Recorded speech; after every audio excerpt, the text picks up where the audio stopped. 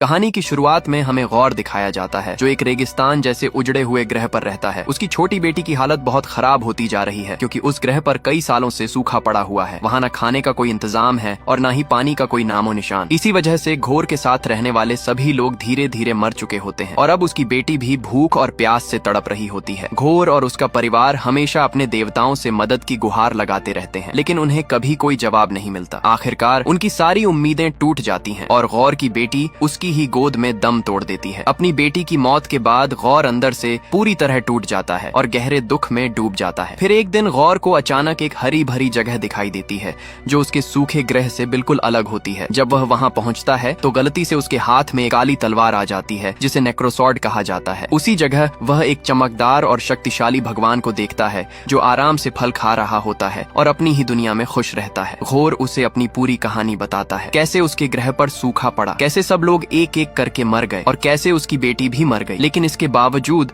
उसने अपनी आस्था नहीं छोड़ी। वह सोचता है कि अब उसे मुक्ति मिल जाएगी, लेकिन वो भगवान उसकी बातों का मजाक उड़ाते हुए कहता है कि तुम जैसे लोग किसी काम के नहीं होते और तुम्हारे लिए कोई मुक्ति नहीं है। इतना ही नहीं, वो ये भी बताता है कि ये सब एक जाल था, ताकि नेक्रोसॉर्ड का असली धारक सामने आ जाए। ये सुनकर घोर का दिल टूट जाता है और उसे समझ आ जाता है कि जिन देवताओं को वह पूजता था वो असल में बहुत स्वार्थी और निर्दयी हैं। गुस्से में आकर घोर उस भगवान की ताकत का प्रतीक, उसकी माला तोड़ देता है। भगवान उस पर हमला करने की कोशिश करता है, लेकिन तब तक घोर ने नेक्रोसॉर्ड को पूरी तरह अपना लिया होता है। तलवार की काली शक्ति धीरे धीरे उसे अपने कब्जे में लेने लगती है। उसे अजीब आवाजें सुनाई देने लगती हैं और उसके सामने ऐसे दृश्य आते हैं जो उसे उकसाते हैं कि सभी देवता बुरे हैं और उन्हें खत्म कर देना चाहिए। तलवार उसे और ताकत देने का वादा करती है और घोर उस पर पूरी तरह विश्वास कर लेता है। इसके बाद घोर उसी भगवान को मार देता है और कसम खाता है कि अब वह एक एक करके सभी देवताओं का अंत करेगा, क्योंकि अब उसे समझ आ चुका था कि ये देवता लोगों की मदद नहीं करते, बल्कि सिर्फ अपनी सुख सुविधाओं में लगे रहते हैं। इसके बाद कहानी हमें थोर की तरफ ले जाती है, जहाँ कॉर्ग कुछ बच्चों को थोर की कहानी सुना रहा होता है। वह बताता है कि थोर बचपन से ही एक योद्धा रहा है और उसने अपने माता पिता के साथ कई युद्ध देखे हैं। बड़ा होकर थोर ने अनगिनत लड़ाइयाँ लड़ी और उन्हें जीता भी। इस दौरान उसकी जिंदगी में कई लड़कियां आईं, लेकिन उसकी असली मोहब्बत जेन फॉस्टर थी, जिससे वह बेहद प्यार करता था। लेकिन कुछ समय बाद दोनों अलग हो जाते हैं। इसके बाद थोर की जिंदगी में कई दुखद घटनाएं होती हैं और वह अंदर से टूट जाता है। वह मानसिक रूप से कमजोर हो जाता है और खुद को संभालने के लिए ज्यादा खाने पीने लगता है, जिससे उसका वजन काफी बढ़ जाता है। लेकिन एंड गेम के बाद वह फिर से खुद को बदलता है और गार्डियंस ऑफ द गैलेक्सी के साथ जुड़ जाता है। वहाँ वह अपनी नई पहचान बनाता है, खुद को फिट करता है और उनके साथ मिलकर कई मिशन पूरे करता है। फिर भी थोर अपने पुराने दर्द को पूरी तरह भुला नहीं पाता, इसलिए वह लड़ाइयों से थोड़ा दूर रहने की कोशिश करता है और शांति की तलाश में ध्यान लगाने लगता है। लेकिन उसकी गैर मौजूदगी में गार्डियंस के लिए लड़ाई जीतना मुश्किल हो जाता है। तभी उनकी टीम का एक सदस्य थोर के पास आता है और कहता है कि तुम्हारे बिना हम ये लड़ाई नहीं जीत सकते, हमें तुम्हारी जरूरत है। ये सुनकर थोर फिर से तैयार हो जाता है और अपना हथियार स्टॉर्म ब्रेकर उठाता है। वह तुरंत युद्ध के मैदान में पहुंचता है, जहां उसकी टीम एक अजीब और खतरनाक प्राणी से लड़ रही होती है। उस प्राणी ने पूरे ग्रह के लोगों को एक मंदिर के अंदर कैद कर रखा होता है। तभी उस ग्रह का राजा भी वहां आ जाता है और हालात और भी ज्यादा गंभीर हो जाते हैं। थोर के साथ उसके बाकी साथी भी मौजूद होते हैं,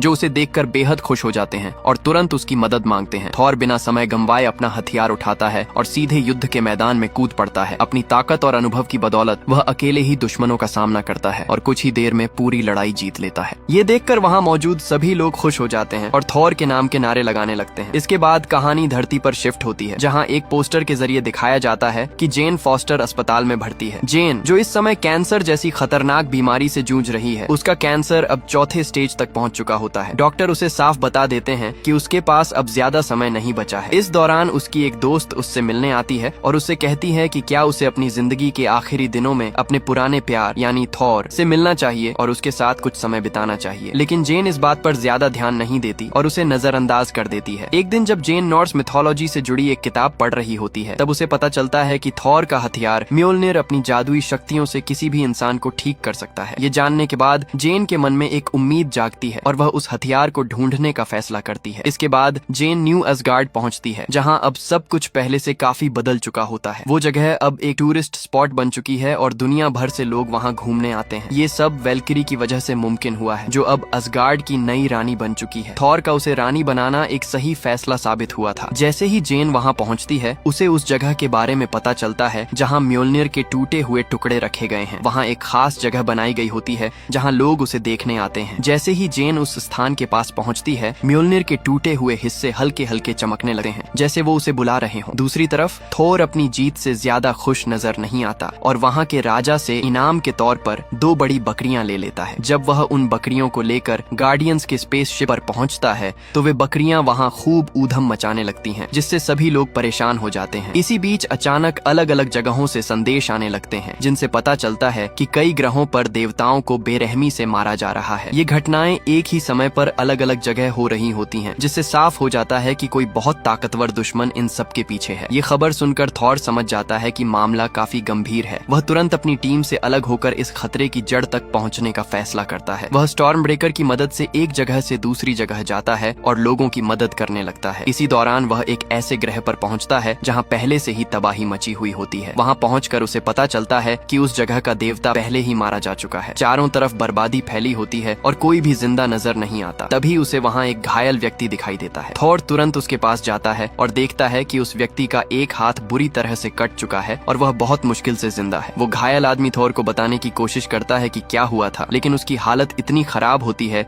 कि उसकी आवाज ठीक से निकल भी नहीं पाती। थॉर उस घायल आदमी से पूछता है कि ये सब किसने किया। वो आदमी मुश्किल से बोल पाता है और बताता है कि एक खतरनाक दैत्य है जिसका नाम गोर है। वो बेरहमी से देवताओं का शिकार कर रहा है और उसके पास एक खतरनाक हथियार है जिसे नेक्रोसॉर्ड कहा जाता है, जो उसे देवताओं को मारने की ताकत देता है। ये सुनते ही थॉर समझ जाता है कि खतरा कितना बड़ा है। उसी समय घोर न्यू असगार्ड की तरफ बढ़ रहा होता है। ये जानकर थॉर तुरंत अपने साथियों के साथ वहां जाने का फैसला करता है और स्टॉर्म ब्रेकर की मदद से सीधे न्यू असगार्ड पहुंच जाता है। न्यू असगार्ड होता है, लेकिन उनके बीच जो पुरानी गलतफहमियां थीं वो अभी भी कहीं ना कहीं बाकी होती हैं। जब दोनों के बीच की सारी गलतफहमियां दूर हो जाती हैं तो थॉर और जेन फिर से एक हो जाते हैं। दोनों इमोशनल होकर एक दूसरे के करीब आते हैं और तभी वहां वेल्किरी आ जाती है। वह उन्हें बताती है कि हम गौर के अंधेरे ग्रह यानी शैडो रियल्म में पहुंच चुके हैं। उस जगह की काली शक्तियों की वजह से पूरा माहौल ब्लैक एंड व्हाइट नजर आने लगा है। इसके बाद सभी लोग वहां उतरते हैं और उस जगह की तरफ बढ़ते हैं जहां गौर ने बच्चों को कैद करके रखा था। लेकिन जब वे अंदर पहुंचते हैं तो देखते हैं कि वहां कोई भी नहीं है। तभी दीवार पर बने इटर्निटी के चिन्ह को देखकर जेन समझ जाती है कि गौर का असली प्लान क्या है। वह तुरंत थॉर को बताती है कि गौर स्टॉर्म ब्रेकर की मदद से इटर्निटी का दरवाजा खोलना चाहता है और अगर वो ऐसा करने में सफल हो गया तो उसे रोकना नामुमकिन हो जाएगा। तभी अचानक घोर वहां आ जाता है। घोर अपनी काली शक्तियों से थॉर, जेन और बाकी सभी को काले साए जैसी जंजीरों में जकड़ लेता है और उन्हें मानसिक रूप से तोड़ने की कोशिश करता है। वह एक एक करके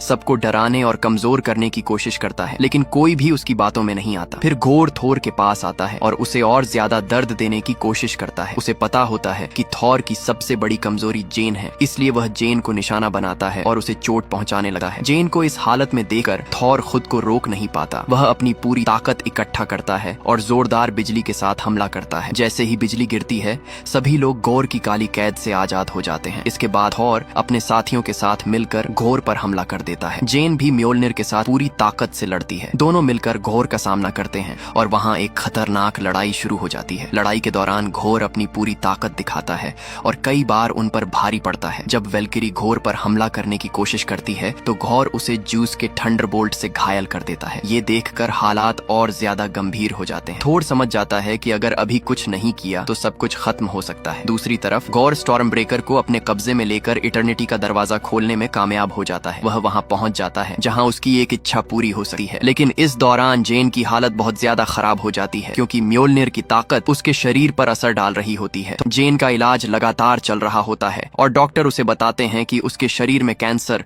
बहुत तेजी से फैल रहा है। म्योल्निर की ताकत इस्तेमाल करने की वजह से उसका शरीर और भी जल्दी कमजोर हो रहा है, इसलिए उसके पास अब बहुत कम समय बचा है। ये बात सुनकर थॉर अंदर से टूट जाता है और जेन भी ये सच स्वीकार कर लेती है। जेन थॉर से कहती है कि तुम मेरे साथ रहकर मुझे बचाने की कोशिश मत करो, बल्कि वो करो जो एक हीरो करता है। अगर मैं लड़ सकती हूँ तो तुम भी लड़ो। वो उसे समझाती है कि उसकी कमजोरी की वजह से वो रुक नहीं सकती, बल्कि अपनी आखिरी सांस तक लड़ना चाहती है। तो इमोशनल होकर कहता है कि तुम मेरी जिंदगी हो और मैं तुम्हारे बिना नहीं रह सकता। लेकिन आखिरकार वो जेन की बात मान लेता है। जेन उससे वादा लेती है कि वो बच्चों को बचाकर सुरक्षित वापस आएगा। इसके बाद थॉर वेल्किरी से मिलता है जो उसे जूस का हथियार थंडरबोल्ट देती है, लेकिन वह खुद उसके साथ नहीं जा पाती क्योंकि वो पहले से ही घायल होती है। थॉर बच्चों को बचाने के लिए निकल पड़ता है। दूसरी तरफ गौर स्टॉर्म ब्रेकर की मदद से इटर्निटी का दरवाजा खोलने की कोशिश कर रहा होता है। उसी समय एक बड़ा पत्थर बच्चों पर गिरने वाला होता है, लेकिन थॉर समय पर वहां पहुंच जाता जाता है और उन्हें बचा लेता है। इस दौरान वह खुद भी चोट खाता है, लेकिन बच्चों की जान बच जाती है। बच्चे सुरक्षित होने पर खुश हो जाते हैं, लेकिन तभी गौर के भेजे हुए अंधेरे प्राणी उनकी तरफ बढ़ने लगते हैं। हालात को संभालने के लिए थॉर एक बड़ा फैसला लेता है। वह ज्यूस के थंडरबोल्ट की ताकत का इस्तेमाल करके सभी बच्चों को कुछ समय के लिए अपनी शक्ति दे देता है ताकि वो खुद की रक्षा कर सकें। अब सभी बच्चे भी उस अंधेरे जीवों से लड़ने लगते हैं। हालांकि वो डरे हुए होते हैं, लेकिन थॉर की ताकत उन्हें हिम्मत देती है। वहाँ एक बड़ी और खतरनाक लड़ाई शुरू हो जाती है। इसी बीच जेन वहाँ पहुँचती है। उसने थोर की आवाज और दर्द को महसूस किया होता है, इसलिए वो खुद को रोक नहीं पाती और आखिरी बार लड़ने के लिए आ जाती है। थोर जेन को देखकर परेशान हो जाता है, क्योंकि उसे पता होता है कि म्योल्निर का इस्तेमाल उसकी जान और जल्दी ले सकता है। लेकिन जेन रुकने को तैयार नहीं होती। वो कहती है कि अब पीछे हटने का कोई मतलब नहीं है, और फिर दोनों मिलकर गौर का सामना करते हैं। लड़ाई के दौरान जेन गौर को रोकने की कोशिश करती है और थॉर से कहती है कि उसे हर हाल में दरवाजा बंद करना होगा, क्योंकि अगर इटर्निटी का दरवाजा खुल गया तो गौर को रोकना नामुमकिन हो जाएगा। थॉर पूरी ताकत लगाने की कोशिश करता है और किसी तरह उसे पीछे धकेल देता है, लेकिन तब तक इटर्निटी का दरवाजा खुल चुका होता है। ये सब देखकर थॉर स्टॉर्म ब्रेकर की मदद से सभी बच्चों को अपनी ताकत दे देता है। बच्चे अब थोड़ी देर के लिए उसकी शक्ति के साथ लड़ने लगते हैं। ये थॉर ज्यूस के थंडरबोल्ट से गौर की ताकत को रोकने की कोशिश करता है। मौका देखकर जेन म्योल्निर की मदद से नेक्रोसॉर्ड पर वार करती है और उसे तोड़ देती है। तलवार टूटते ही उसकी काली शक्ति भी खत्म होने लगती है। हालांकि ऐसा करने से जेन खुद बहुत ज्यादा कमजोर हो जाती है, क्योंकि म्योल्निर की ताकत उसके शरीर को धीरे धीरे खत्म कर रही होती है। उधर गौर किसी तरह इटर्निटी के दरवाजे तक पहुंच जाता है और उसके अंदर चला जाता है। उसी समय थॉर और जेन भी वहां पहुंच जाते हैं, लेकिन जेन की हालत अब बहुत खराब हो चुकी होती है। वो मुश्किल से खड़ी रह पाती है। थॉर गौर को रोकने की कोशिश करता है, लेकिन फिर उसे एहसास होता है कि गौर को ताकत से नहीं बल्कि समझाकर ही रोका जा सकता है। थॉर उसे कहता है कि तुम असल में मौत नहीं चाहते, तुम बस अपनी बेटी को वापस पाना चाहते हो। बदला लेने से तुम्हें कभी शांति नहीं मिलेगी, लेकिन प्यार तुम्हें वो सुकून दे सकता है जो तुम खोज रहे हो। थोर की बात सुनकर गौर के अंदर का दर्द बाहर आ जाता है। उसे अपनी बेटी की याद आने लगती है और उसका गुस्सा धीरे धीरे खत्म होने लगता है। आखिरकार गौर बदला छोड़ देता है और इटर्निटी से एक इच्छा मांगता है, अपनी बेटी को वापस जिंदा करने की। इटर्निटी उसकी इच्छा पूरी कर देती है और उसकी बेटी फिर से जीवित हो जाती है। लेकिन नेक्रोसॉर्ड की काली शक्ति की वजह से गौर खुद मरने लगा है, क्योंकि उस तलवार का इस्तेमाल करने की कीमत उसकी जिंदगी होती है। मरने से पहले गौर थॉर से कहता है कि वो उसकी बेटी का ख्याल रखे। थॉर उससे वादा करता है कि वो उसे अपनी बेटी की तरह संभालेगा। इसी बीच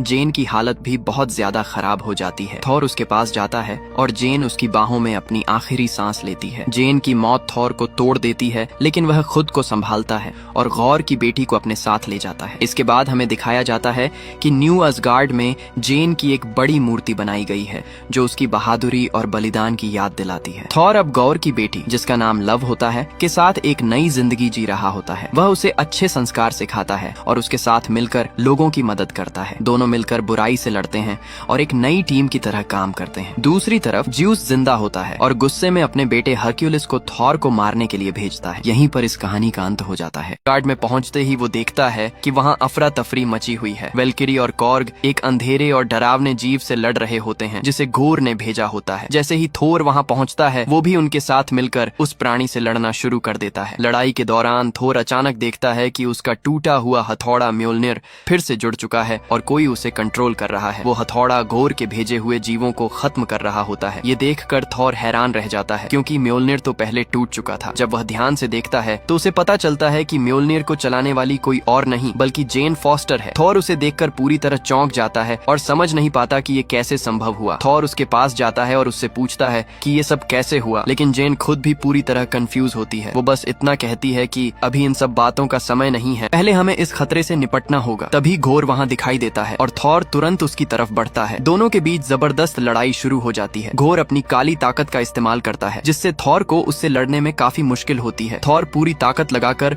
गौर पर हमला करता है, लेकिन गौर वहाँ से भाग निकलता है। हालांकि ये उसका प्लान होता है, क्योंकि जाते जाते वो न्यू असगार्ड के सभी बच्चों को अगवा कर लेता है। जब लोगों को पता चलता है कि उनके बच्चे गायब हो गए हैं, तो वहाँ अफरा तफरी मच जाती है। सभी माता पिता घबरा जाते हैं और बहुत परेशान हो जाते हैं। वेल्किरी उन्हें संभालने की कोशिश करती है और भरोसा दिलाती है कि उनके बच्चों को वापस लाया जाएगा। इसके बाद थॉर, जेन, वेल्किरी और कॉर्ग मिलकर एक प्लान बनाते हैं ताकि घोर को ढूंढा जा सके और बच्चों को बचाया जा सके। उन्हें पता चलता है कि घोर बच्चों को ब्रह्मांड के उस हिस्से में ले गया है जिसे शैडो रियल्म कहा जाता है, जहां उसकी ताकत और भी बढ़ जाती है। थोर और उसकी टीम फैसला करती है कि घोर का सामना करने के लिए उन्हें और ज्यादा ज्यादा ताकत की जरूरत होगी। इसके लिए वे ओमनीपोटेंस सिटी जाने का प्लान बनाते हैं, जहाँ सारे शक्तिशाली देवता रहते हैं। उनका मानना होता है कि अगर वहाँ के सबसे ताकतवर देवता ज्यूस उनकी मदद कर दें तो गौर को हराना आसान हो जाएगा। इसके बाद सभी लोग मिलकर अपने स्पेसशिप में निकलते हैं। रास्ते में थॉर और स्टॉर्म ब्रेकर के बीच एक मजेदार सीन भी होता है, जहाँ ऐसा लगता है जैसे स्टॉर्म ब्रेकर म्योल्निर से जल रहा हो, क्योंकि थॉर बार बार म्योल्निर की तरफ ध्यान दे रहा होता है। आखिरकार वे सभी ओमनीपोटेंस सिटी पहुंच जाते हैं, जहां ज्यूस बाकी देवताओं के सामने अपनी ताकत का प्रदर्शन कर रहा होता है। लेकिन जब थॉर और उसकी टीम उसे गौर के खतरे के बारे में बताते हैं, थॉर ज्यूस और बाकी देवताओं को समझाने की कोशिश करता है कि घोर लगातार देवताओं को मारता जा रहा है, इसलिए उसे रोकना बहुत जरूरी है और इसके लिए उन्हें उनकी मदद चाहिए। लेकिन ज्यूस और बाकी देवता डर की वजह से मदद करने से साफ मना कर देते हैं। उनका कहना होता है कि गौर से टकराना सही नहीं होगा, क्योंकि उसके पास नेक्रोसॉर्ड है जो किसी भी देवता को मार सकती है। ज्यूस ये भी कहता है कि गौर कभी इटर्निटी तक नहीं पहुंच पाएगा, क्योंकि वो जगह ब्रह्मांड के सबसे अंत में है और वहां तक पहुंचना आसान नहीं है। वह उन्हें आदेश देता है कि कोई भी देवता अपनी जगह से बाहर नहीं जाएगा और सभी यहीं सुरक्षित रहेंगे। ज्यूस की ये बात सुनकर थॉर को बहुत गुस्सा आता है। उसे एहसास होता है कि ये देवता उतने महान नहीं हैं जितना वह सोचता था, बल्कि ये सिर्फ अपनी जान बचाने में लगे हुए हैं। गुस्से में थॉर ज्यूस से कहता है कि तुम बिल्कुल वैसे नहीं हो जैसे मैं तुम्हें समझता था, तुम बस अपने महल में छिपकर डरते रहते हो। ये सुनकर ज्यूस गुस्से से आग बबूला हो जाता है। वह अपने सैनिकों को आदेश देता है और उन पर हमला करवा देता है। ज्यूस खुद भी अपनी ताकत का इस्तेमाल करते हुए